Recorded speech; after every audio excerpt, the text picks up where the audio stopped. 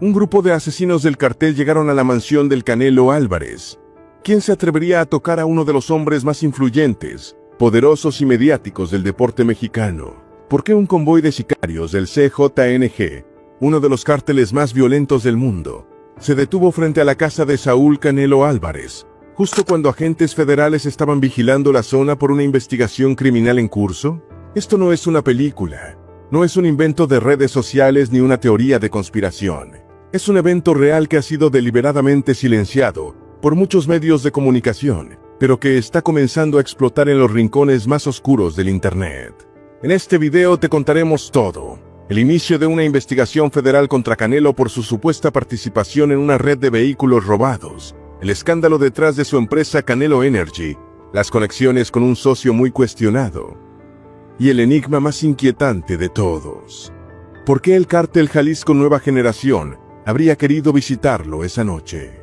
El punto de quiebre fue la aparición de un Rolls-Royce Phantom, valorado en más de $500,000, el cual fue rastreado como parte de una operación internacional de autos robados. El problema: ese auto fue encontrado relacionado directamente con una propiedad asociada al boxeador, y lo que parecía ser un caso aislado, se convirtió en una pesadilla de vínculos empresariales, lavado de dinero y amenazas muy reales. ¿Canelo está siendo víctima de su entorno, o es parte de algo mucho más turbio? ¿Qué papel juega su misterioso socio en la trama? Y lo más inquietante, ¿el silencio del campeón del mundo es una estrategia legal o miedo real? A lo largo de este video, vas a descubrir cómo el poder, el dinero y la fama pueden convertirse en armas de doble filo. Veremos los detalles que no se han dicho públicamente, las pistas que pocos se han atrevido a juntar, y el posible peligro inminente que rodea al ídolo mexicano. Quédate hasta el final, porque esta historia no es solo sobre autos robados o empresas fantasmas, es sobre hasta dónde puede llegar el crimen organizado cuando alguien decide romper las reglas del juego. Todo comenzó con un auto, pero no con cualquier auto. Un Rolls-Royce, negro con interiores en piel blanca, valuado en más de $500,000. El vehículo había sido comprado en Estados Unidos, pero nunca llegó a manos de su verdadero dueño. Fue reportado como robado mientras era trasladado a México, y fue así como comenzó la investigación internacional. La sorpresa llegó cuando las autoridades, mediante rastreo satelital y documentos de aduana, localizaron el auto en un concesionario de autos exóticos en Guadalajara. Lo que no esperaban era que ese concesionario estuviera directamente vinculado a Saúl Canelo Álvarez. Al contactar con el establecimiento, el verdadero dueño pidió recuperar su vehículo. Pero la respuesta fue aún más desconcertante. El Rolls-Royce ya había sido vendido. ¿A quién?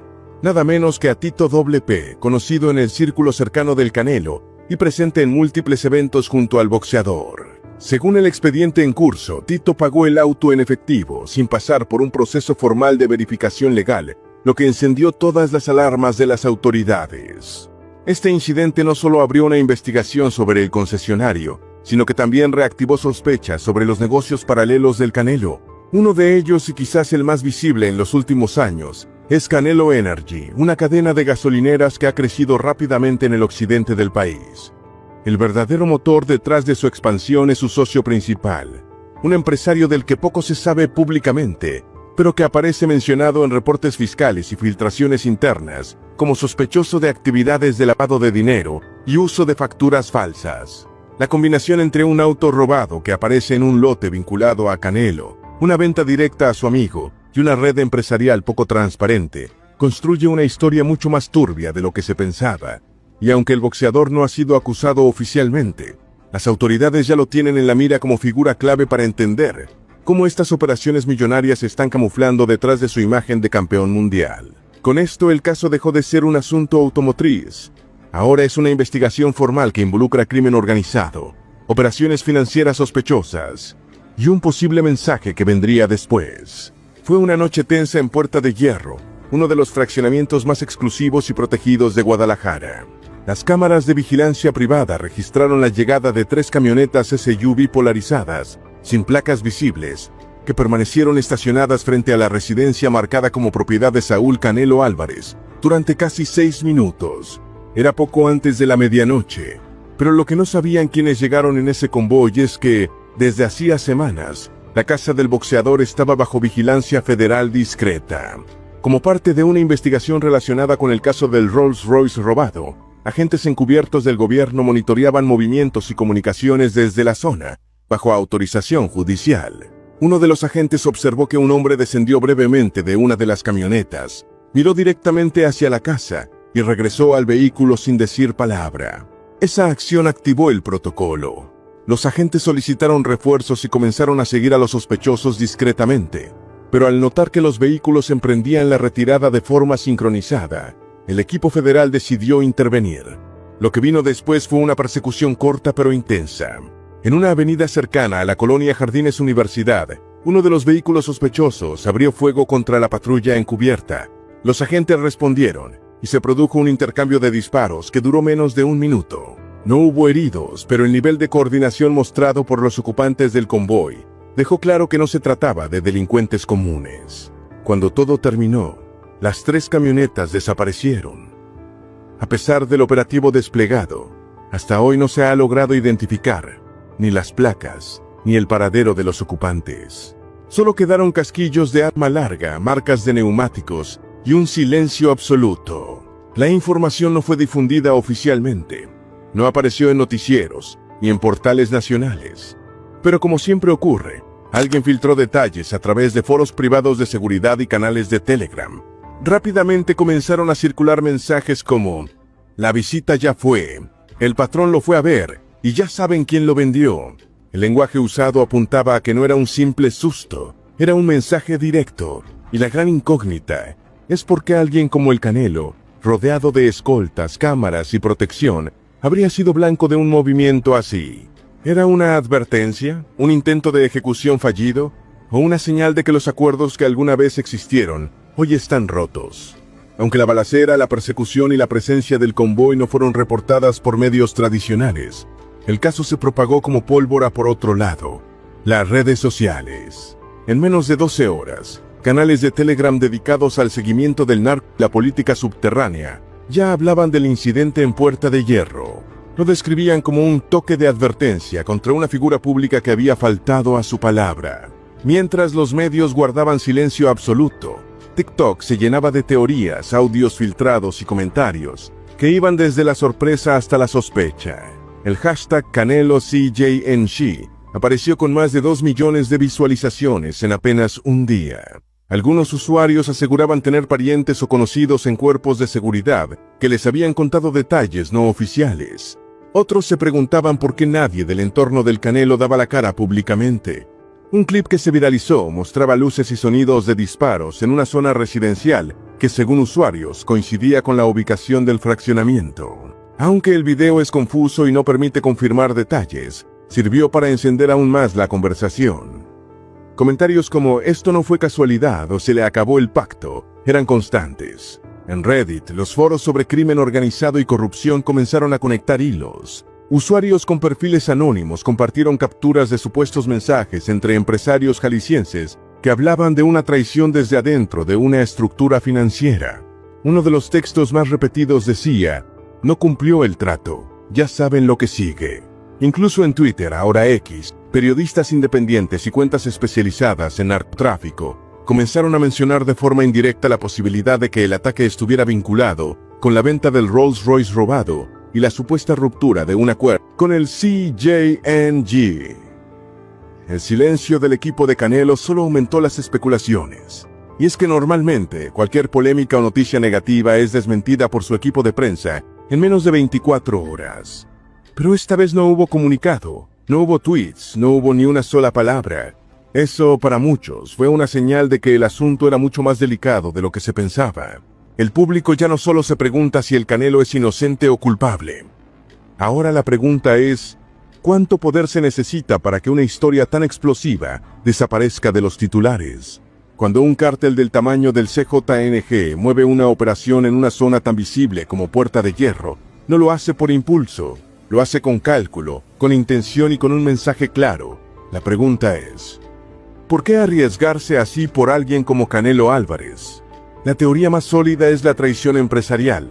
Según fuentes cercanas al expediente, el socio principal del Canelo en su cadena de gasolineras, Canelo Energy, habría mantenido acuerdos no oficiales con operadores financieros del CJNG, A cambio de permitirles usar las estaciones como puntos de lavado y triangulación, se les garantizaba protección e invisibilidad en ciertas operaciones.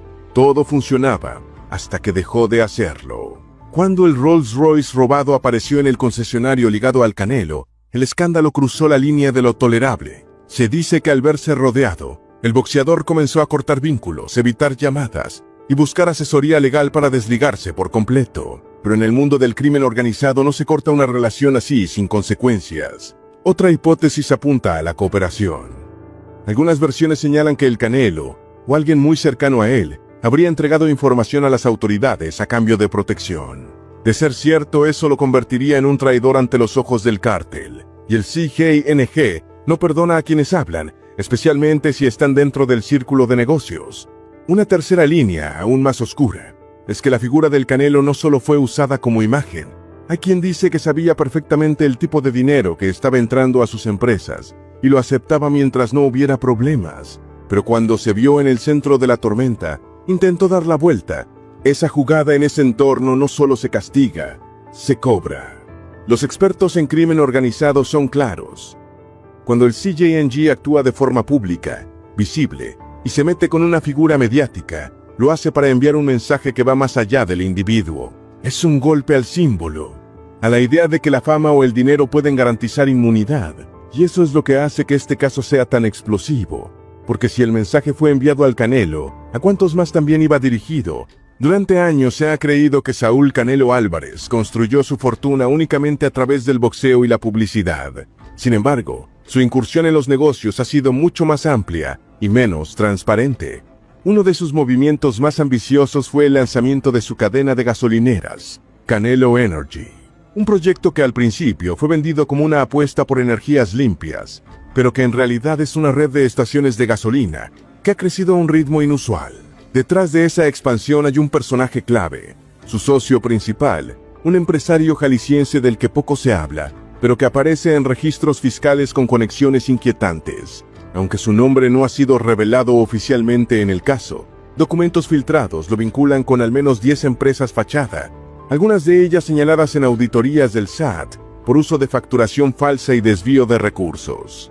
Este socio, a quien llamaremos R para proteger el proceso legal, ya era conocido por ciertas élites empresariales de Guadalajara, pero su relación con el Canelo lo catapultó a un nivel de influencia mayor. Gracias a esta sociedad, logró expandir Canelo Energy en tiempo récord, firmar contratos preferenciales con proveedores y adquirir propiedades de alto valor en zonas estratégicas. Sin embargo, según fuentes internas del SAT y la Unidad de Inteligencia Financiera, R también aparece mencionado en reportes compartidos por agencias estadounidenses. En particular, un informe confidencial de la DEA señala que algunas de las empresas, donde figura como accionista, han sido utilizadas para lavar dinero proveniente del narcotráfico, específicamente del CJNG.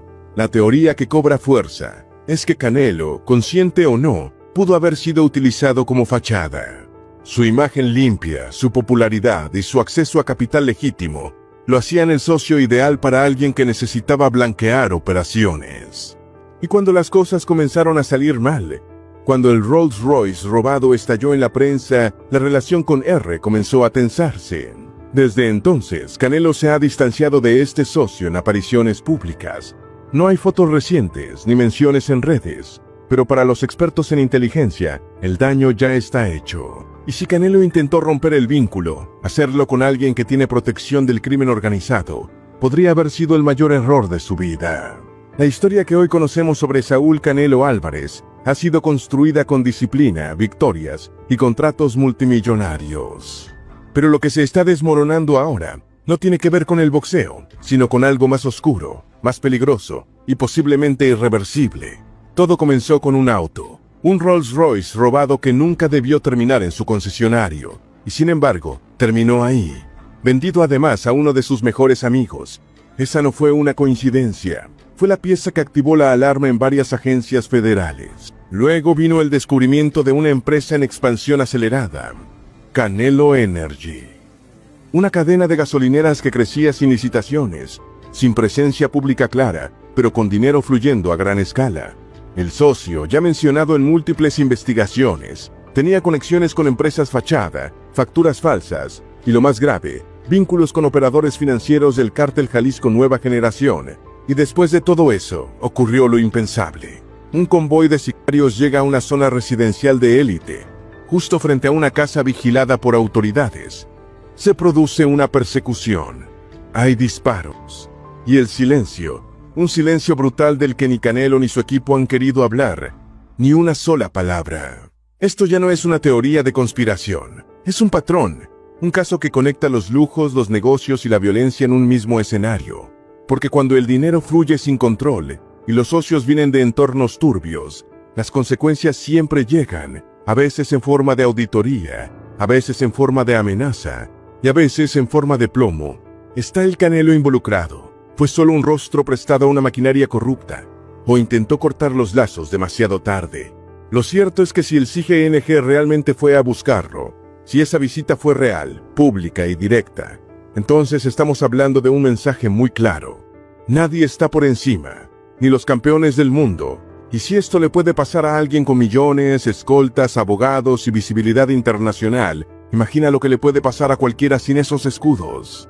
Ahora la pregunta queda en tus manos. ¿Crees que el CJNG quiso silenciar al Canelo? ¿O simplemente recordarle quién manda? Déjalo en los comentarios. Suscríbete al canal si te impactó esta historia y activa la campanita porque esto no termina aquí. Lo que viene podría ser aún más explosivo.